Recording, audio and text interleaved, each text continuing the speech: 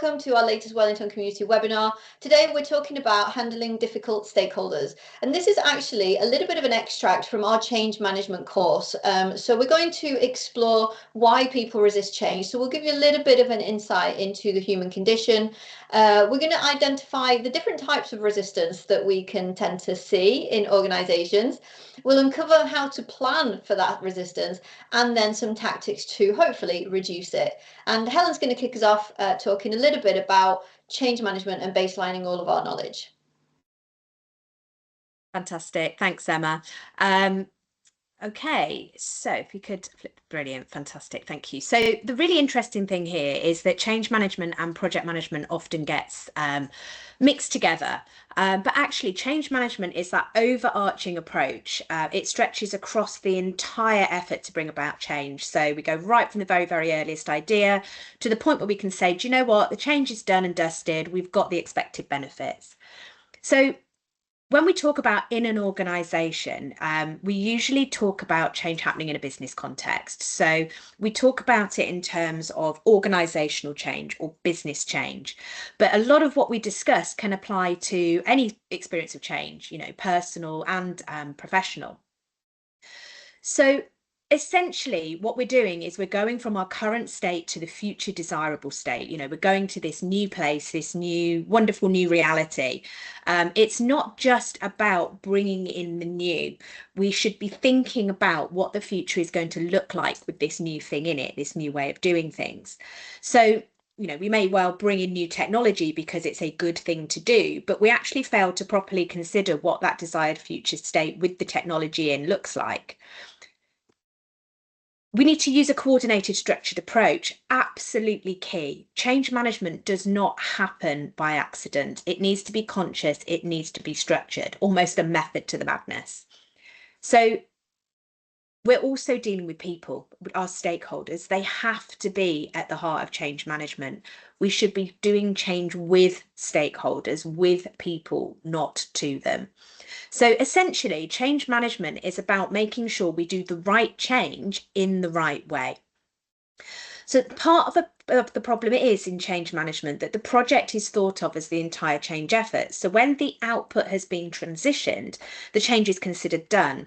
But actually, this is not the case. Projects, portfolios and programs are the mechanism by which we deliver change. But the actual change management starts before and continues afterwards to make sure that we really achieve those objectives of the change. And this isn't just for big major organisational changes, it's also for smaller changes that are brought on by singular project outputs. The change is always bigger than the individual project. So for project managers, this might feel a bit daunting, obviously limited influence there to only what happens in the project. So what we want to do is reassure you that we're going to look at how you can interact with all the different structures outside of the project so that we can set you up for success. Resistance. I love this. So resistance takes lots and lots of different forms, and it's so easy to think that resistance is always going to be very visible and very verbal, but it's actually not always the case. So what we're trying to show you here is that resistance actually is on a bit of a scale. So we have passive and active resistance, and it can kind of occur at any point along this sliding scale. So active resistance is the one that we usually think of first. It's very visible and it's actually quite unpleasant to deal with for most people. It's open aggression in some form.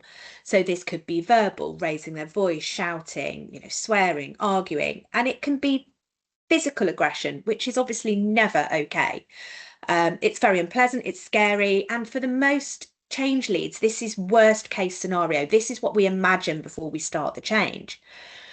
Going down the scale, we then have people who are nice and supportive to your face, okay? But actually, behind your back, they are talking about your change in a bad way. They're undermining your efforts, finding flaws, spreading rumours, encourage other people to resisting the change. Further down, you've got people who appear supportive and then do absolutely nothing. It's pretty much invisible. It's quite difficult. And it's quite difficult to approach because, you know, they're verbally on the surface saying, yeah, I'm right behind you, it's all good. And then they turn away and it's like you never had the conversation. Then you have the people who don't react at all. It's raining. They give you nothing to work with, and they do nothing. The thing to remember is all of these are ways of resisting and undermining your change. So what we need to do is have a look at why people resist change and what we can actually do about it. So the interesting thing here is this theory of change versus transition. This comes from a guy called William Bridges. He was an American author and organizational consultant. He studied change and its effect on people and organizations. And what I really like about this is that he identified that in order to bring people along with us on that change journey, we kind of need to separate these two terms. So change is when the event happens. It's kind of flicking the switch. We go from this reality to the new reality. We're using this one piece of software, now we're using a new piece of software. But transition is actually the journey, and we do go on quite a significant journey when we're going through any kind of change. And the thing that we need to remember is that it's a psychological transition, and we must think about it when we are doing change and change management. Transition is very much an internal process. It's very, very personal, and it's going to be different from individual to individual. You know, human beings are hardwired to stay with the things that we know are safe. And even if we know that something's going to be better, we stick with the old, we stick with what we're used to. So Bridges also pointed out that in order to change, to get to this new future, someone needs to give up their old ways, and whether it's a way of working, a team structure, you know, your familiar building, your desk, you can't fully embrace and adopt the new if you're still hanging on to the old. So we're naturally hardwired to focus more on the negative. We're giving something up rather than, you know, we're gaining something. This is a cognitive bias, which we call loss aversion, which basically means it's natural for us to try and avoid giving up anything at all if we can. So obviously this can be really negative when we're trying to do a change initiative. So a few things that we need to remember: we need to give people sufficient time to go through transition. We need to support them in that transition. We need to help them on the journey. You know, remember that everybody is going through it at a different time, at a different speed, at a different pace. We may be way further on in the journey than they are. So we need to make an effort to understand what people are actually giving up to help them with that transition process. So this is the big question. What if it's your sponsor is the one who's resisting? So I'm going to hand back over to Emma now, just to talk us through the things that we can do when it's somebody who, you know, we really need on the project that's resisting our change.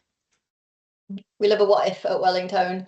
So let's remind ourselves of what sponsorship actually is. So sponsorship is the overall ownership of a specific change. The sponsors will approve the change. They give it what we call formal legitimacy. And it's well documented in the industry that the availability and the will of the sponsor is the single determining factor for the success of a change. In fact, the National Audit Office pretty much quoted word for word that the quality of sponsorship is the single biggest predictor of project success or failure. So it's a really important role. The change has to be owned by someone who's at an appropriate level. They should be sufficiently senior so that they can make decisions about the change and can sign off that it's the right thing to do, and can also champion that at the senior level, particularly if we start to identify or experience issues along the way. So we know from the National Audit Office, and we know from industry, that a lack of sponsorship is likely to cause the change to fail. So we need to be very mindful that resistance from the people we are impacting is sometimes different to the type of resistance and how we handle the resistance that's coming from somebody, the person who is supposed to be in charge of and championing our change. Now, when we talk about sponsorship or a lack thereof, we often see kind of a couple of different types. And we're going to talk today about the absent sponsor. So this is quite often the person who signed the business case and then we never see them again. So they don't turn up to the project boards or the portfolio boards. They don't respond to meeting invitations. Maybe they don't show up, or they cancel at the last minute. They don't respond to reports or information that we are providing. So as a project manager or a change lead, we sometimes now have to get to grips with what is going on with my sponsor, because we know that this is a really important role that is going to really make our job very difficult if we want our change to be successful.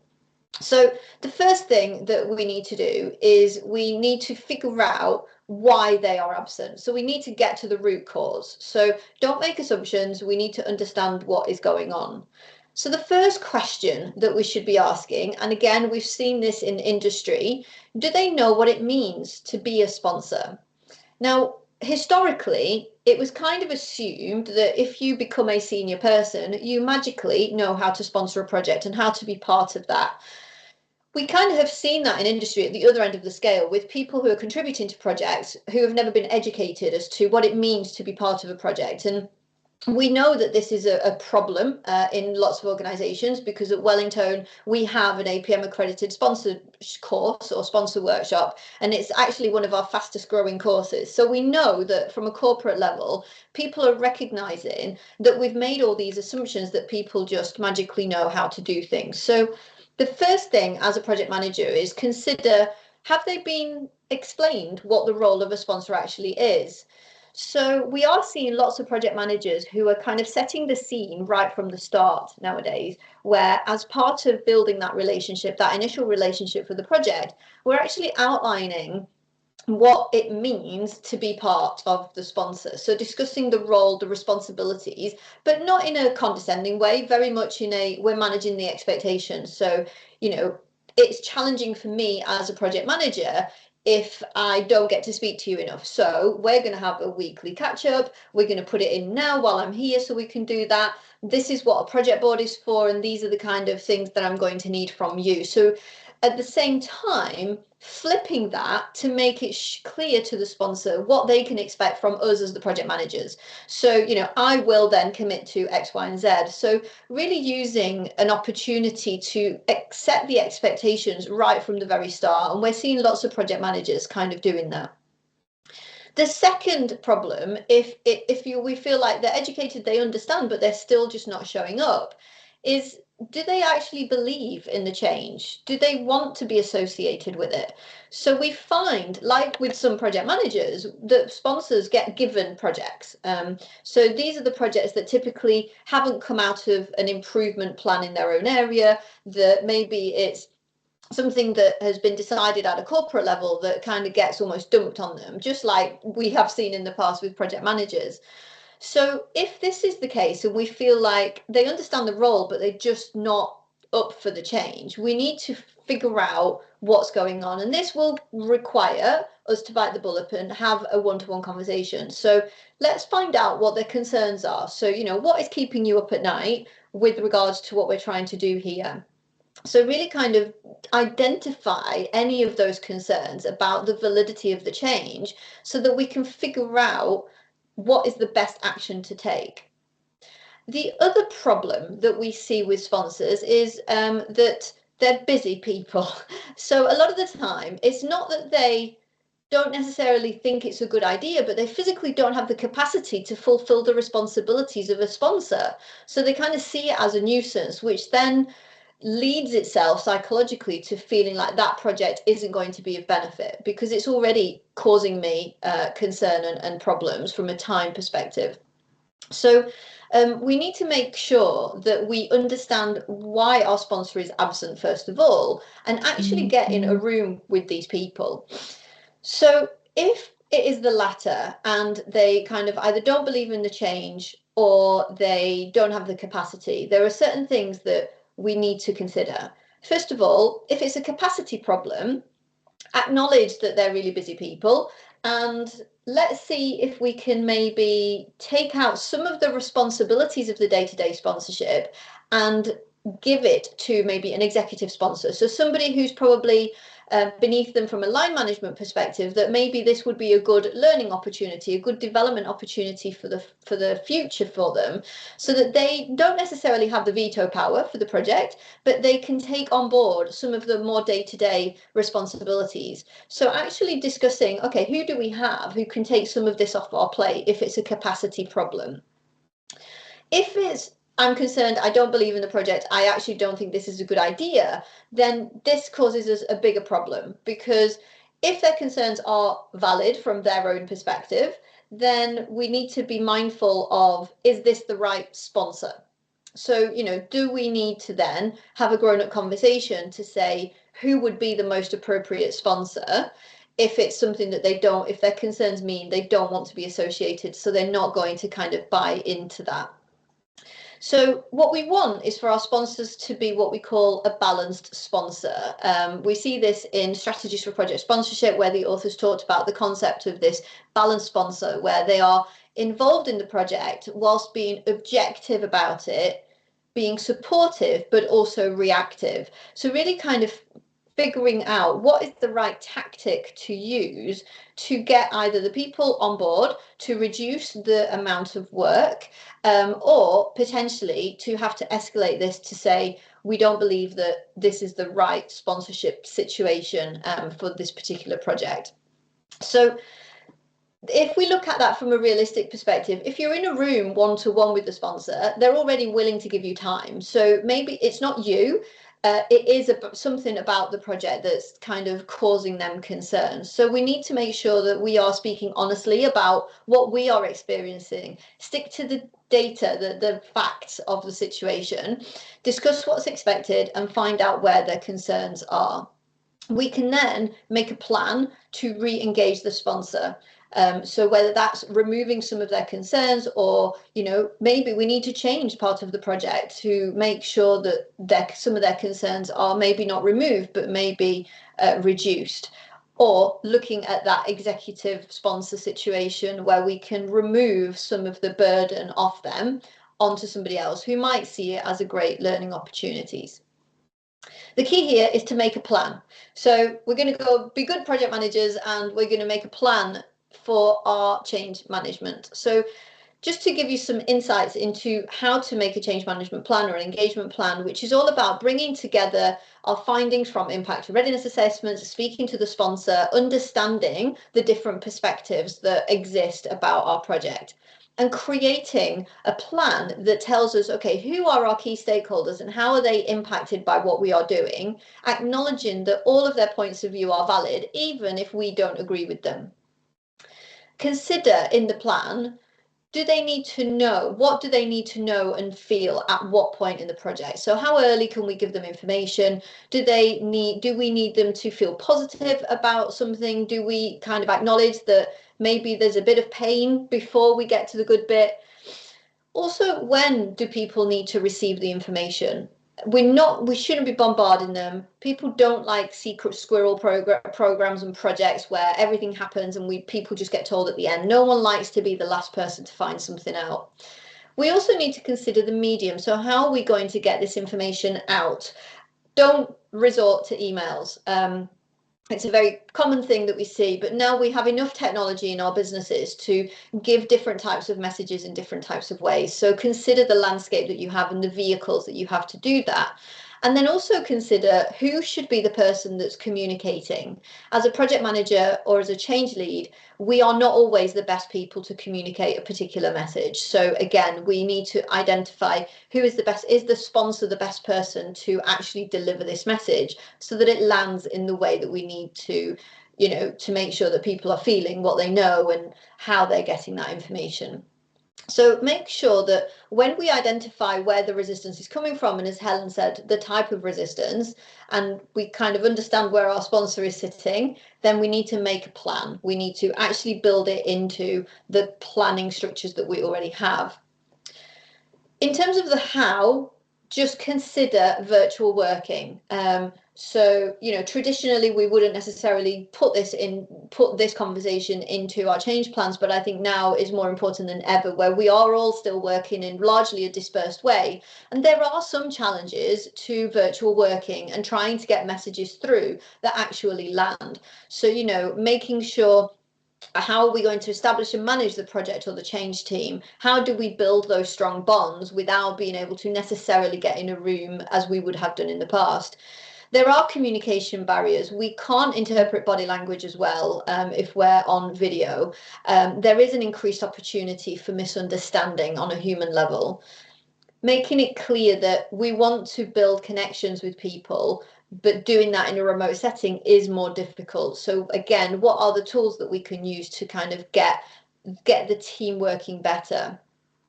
It's harder to spot resistance, particularly the resistance that Helen talked about that's on the lower end of that scale in terms of visibility. You know, it's much harder to spot it. So find ways to bring people to the forefront. Accessing information, we can't just walk down the corridor and go and ask somebody. You know, we will get told to, you know, go and look online or whatever it might be. So making sure that we're providing the right access to information, and making sure that we are putting in face-to-face support whenever we can, so that we don't end up losing people along the way, as well as training and upskilling our people, which can be really, again, it can be harder. We do a lot of online training, and it's really good, but there's still no replacement for being in a room with actual people and looking people in the whites of the eyes. So do consider that as you're building your plan. And then just one last thing to kind of finish on, some of the things that you can do to reduce resistance. So communicate as early as possible, even if you don't have much to say, even if you only have to say, there's a change coming, we're going to somehow change this process. We don't know exactly where we are. We're doing the analysis now, so that people don't get a shock or surprise at the end. Create an open forum or an open environment, so with forums, so that people can give their opinion. And linked to that is learn to listen and understand different points of view, even if we don't agree with them. Make a plan for engagement. So create that plan using all of those considerations and execute that plan when you say you will do so. That's the killer of communication and change management, is in when we say we're going to do something and then we don't do it. Even on slow news days, if we've said that we're going to communicate, we need to make sure that we do communicate something. Being transparent, and that's transparent if something didn't go as planned, if we aren't on track, and being transparent about the disbenefits, because lots of change brings benefit, but some change also brings disbenefit. You know, people maybe are going to, you know, have to relinquish some control or autonomy in order to make something happen. We need to be transparent about that and talk about that so that people know that we're being authentic. Focus on the vision. So the vision of your project or program, what is that future state that Helen talked about? Be strong, stick to it. And then really important is to keep reinforcing during and after the change to make sure that we, again, people don't just revert back to type. But thank you very much for joining. Really glad to see you all. Hopefully you found this useful. We'll let you know as soon as the video is available. If you want to keep the conversation going, then just get in touch. We're here for you to learn, share and grow. Thanks, guys.